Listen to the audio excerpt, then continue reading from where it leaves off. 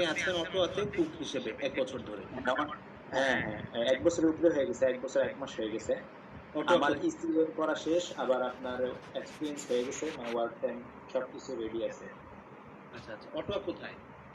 Ottawa ভাই অন্টারিওতে। অটোয়ার কোন জায়গায়? অটোয়া সিটি এদিক থেকে, অটোয়া এমবার্ন বলে আর কি আমাদের এরিয়াতে, এমবার্ন, অটোয়া আচ্ছা আচ্ছা, সিটি, ওই যে রাসেল একটু, এমবার্ন। হ্যাঁ হ্যাঁ হ্যাঁ, রাসেল একটু ভিতরের দিকে যেটা, ওইদিকে। হ্যাঁ হ্যাঁ, একটু গ্রাম সাইডে দিকে ভাইয়া। হুম। না আমি তো অটোয়ায় থাকি, এই জন্য মানে ও আই ওয়াজ আচ্ছা। না, আমার অটোয়া সিটিতে যাওয়া হয় মাঝে মাঝে বিভিন্ন কাজে, ওইদিকে যাওয়া হয় আর কি।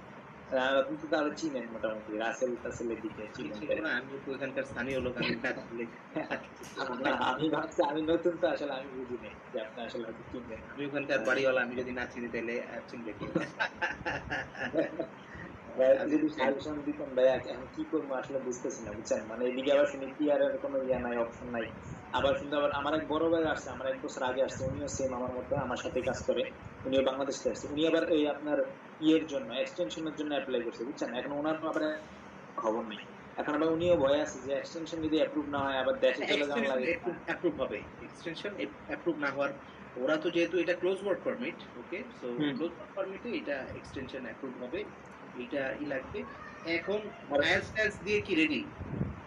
না, আইএলটিএস টা দেইনি, দিয়ে ফেলবো 2-1 মাসের ভিতরে। তবে আমাদের এখানে একটা সুবিধা কি বুঝছেন, মানে আমরা যেখানে আসছি, আমার বোনেরই বিজনেসে আসছি, বুঝছেন? আমাদেরই গ্যাব্রিয়েল পিজাতে আমি কাজ করি। তো হুম আমার হুম। দুলাভাইয়েরই দোকান, ওই ওই মাধ্যমে আসছে আমরা দুইজনে আর কি। আমার দুলাভাইয়ের স্টোরে আমরা কাজ করি, তো ওনারাই বলছে যে আসলে পিআর এর জন্য যতটুকু হেল্প লাগে ওনারা সবকিছু কাগজ টাগজ সবই দিবে। এখন আমরা মানে একটু টেন্সে আছি যে আপনার আসলে আমাদের এখন কোন প্রোগ্রাম বা কেমনে কি অ্যাপ্লাই করবো। ওনারা আসলে এত কিছু বুঝে না, ওনারা বলতেছে যে লয়ারের সাথে কথা বলবে এই বিষয়ে ওনাদের, ঠিক আছে যতটুকু সম্ভব পেপার টেপার যা লাগে ওনারা সব রেডি আর কি, সব দিবে, বুঝছেন? এখন মানে এখন এখন আমি টেন্সে আইএলটিএস আছি। স্কোর বাড়াইতে হবে, নাম্বার ওয়ান। নাম্বার টু হচ্ছে যে এটা আসলে মানে স্পেসিফিক ম্যাটার, তো এটা একটু জি দেখতে হবে যে এখন কোন কোন প্যাথওয়েতে, কোন জি কোন জায়গার জন্য ইলিজিবিলিটি থাকবে। মানে টেকনিক্যালি স্পিকিং যে হচ্ছে যে ওই এক্সপ্রেস এন্ট্রি, যেটা এক্সপ্রেস এন্ট্রি তো জি। ড্র কিছুদিন পর পর হয়, মানে কিছুদিন বলতে একটু লম্বা সময় পর পর হয়। 1 বছর জি এক্সপিরিয়েন্স হলে তো হচ্ছে যে ওই যারা ইনসাইড কানাডাতে আছে তাদের জন্য তো হচ্ছে যে প্যাথওয়েটা ডিফারেন্ট। তো সেইটার স্কোর কি পরিমাণ আসে না আসে এগুলো ক্যালকুলেট করে দেখতে হবে, দেখে বুঝতে হবে যে whether you will get a call or not. বুঝাতে পারলাম কিনা? লেটস সে হচ্ছে যে জি মানে কল আসার জন্য 571 মানে লাগবে ফর এক্সাম্পল, ওকে। জি সো জি বিষয়টা ক্যালকুলেট, মানে একেবারে পার্টিকুলারলি ক্যালকুলেট করে দেখতে হবে যে আসলে এই 571-এর আশেপাশে জি। আসার সুযোগ আছে কি নাই। যদি না থাকে তাহলে ওইটার পিছনে বসে থেকে লাভ নাই। লাভ আছে? লাভ না আছে। না, হ্যাঁ, ঠিক স্কোর আছে। একটা। আমাকে হ্যাঁ, রিলেভেন্ট রাখতে হবে নাম্বার 1, যে হ্যাঁ, ঠিক আছে আমাকে ট্রাই করতে হবে যে আমার হচ্ছে যে ওই যে 777-8, এটা আমরা সবসময় বলি আরকি ইমিগ্রেশনে যারা আছি আমরা, আমরা বলি যে এই ৩টা 7 আর একটা 8, এইটা পাইলে কি সবচাইতে হাইয়েস্ট স্কোরটা পাওয়া যাবে score, জি ভাই। ল্যাঙ্গুয়েজের জন্য। ওইটার জন্য ট্রাই করতে হবে। You must have to allocate a time for your English, হচ্ছে যে এই যে স্কোর, এই ইংলিশ স্কোরটাকে এনরিচ করার জন্য you must have to allocate irrespective of.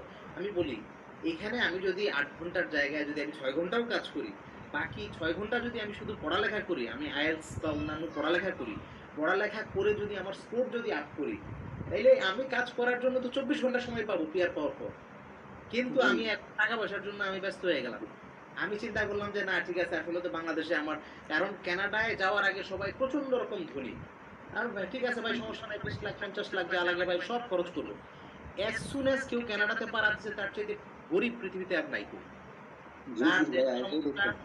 তার দেশের সমস্যা, বাড়িতে এটা হয়েছে, বাবার এটা লাগবে, মায়ের ওইটা লাগবে, ভাইয়ের এটা লাগবে, বোনের ওইটা লাগবে। So lots of problems, lots of issues. Exact পয়েন্টে ধরছেন ভাইয়া। That's a reality, that's a reality, যেটা মানে স্বাভাবিকভাবে হয়। আমি যদিও এখন বাংলাদেশে, আমি ভ্যাকেশনে আছি, দেশে আছি এখন, ও বাট আচ্ছা আচ্ছা। এখন আমি তো এরকম ডিল তো করি, তো লোকজনকে আমি তো দেখি, তো লোকজনের ফোকাস হয়ে যায় যে আচ্ছা ঠিক আছে আমি যদি